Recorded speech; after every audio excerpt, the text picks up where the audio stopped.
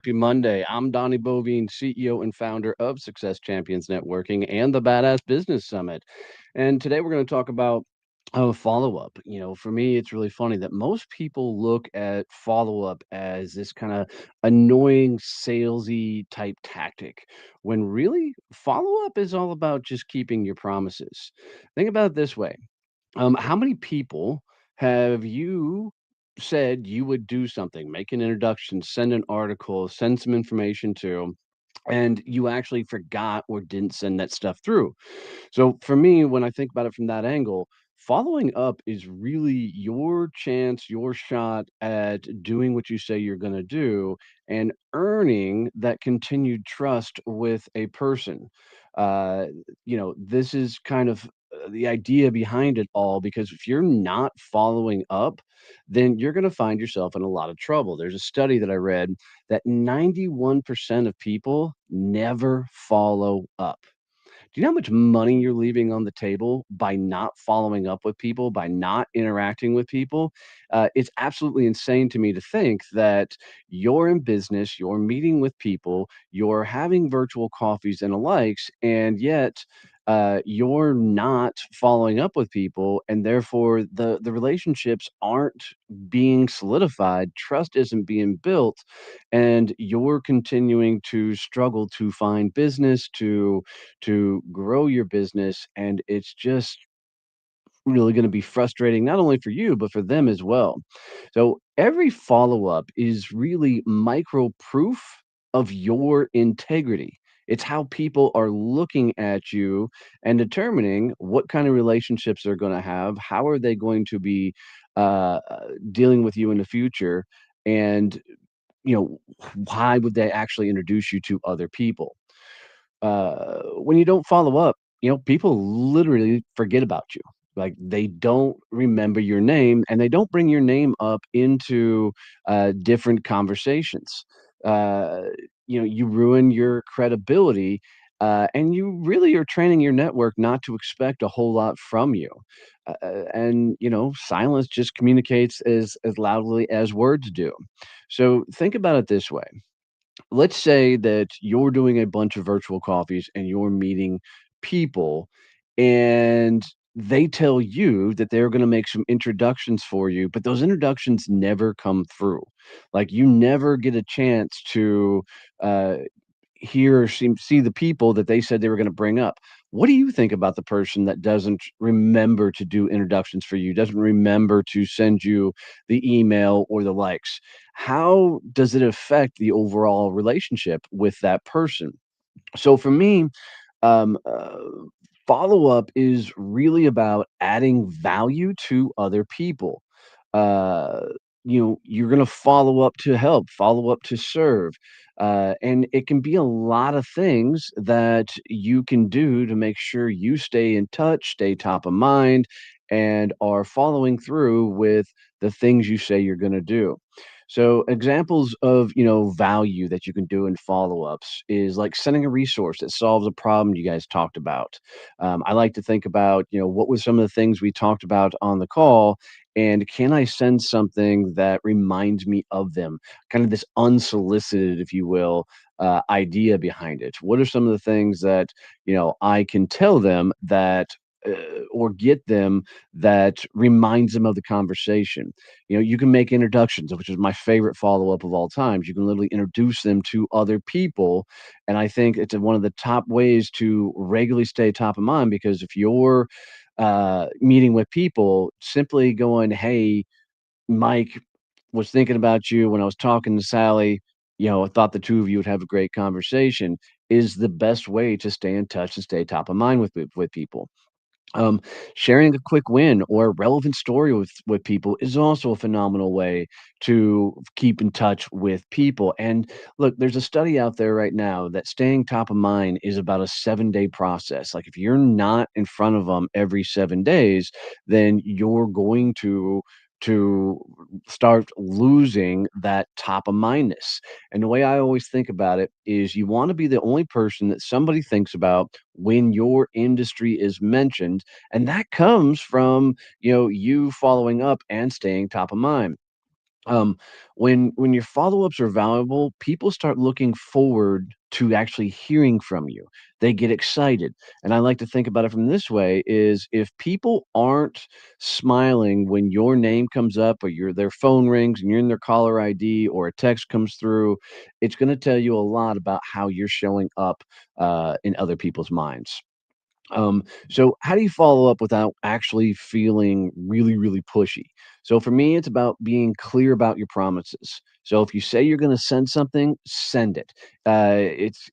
Being time bound. I think is really important here. Where if you say you're going to send it today or end a day. And I can tell you a lot for me. If it's introductions and things, if I say I'm going to introduce them to somebody, I will do it right then in the call, so I make sure I don't screw it up later. uh, you know, uh, and I can tell you that, like most people, once the day gets going, rocking and rolling, remembering all the things that you got to actually do is not an easy thing to do.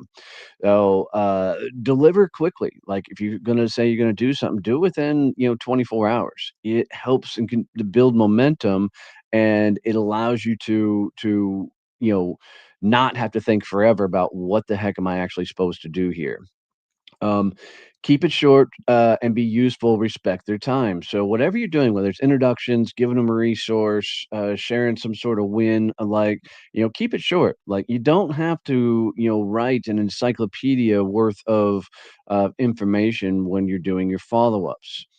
Right? And don't apologize. This one's huge for me.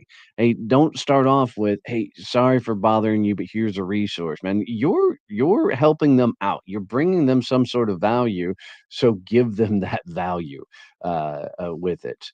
Um, so you kind of build this trust loop, if you will, which is make a promise, deliver, add value, and then stay top of mind. And when you stay top of mind, here's the cool part, your name gets brought up in the right conversations because you're actually staying top of mind.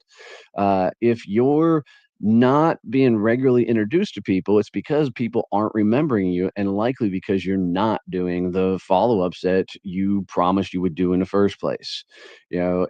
And for me, I really try and keep a rhythm to these where I'm following up regularly and consistently with the right people that are my best referral source or people who could potentially buy from me. Because the more I consistently stay in touch and follow up with people, the more business that overall happens.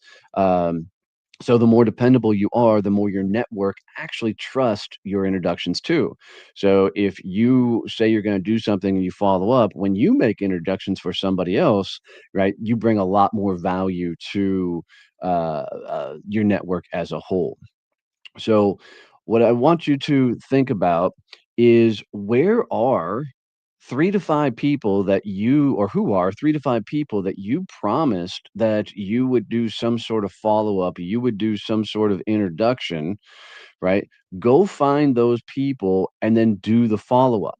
A healthy activity that I do for me is now at the end of every day at 4 o'clock, I go back and I have a GPT reminder that pops up that tells me to go review the day. And so I'll go back and look at the calendar because I often do a bunch of back to back virtual coffees and meetings and such.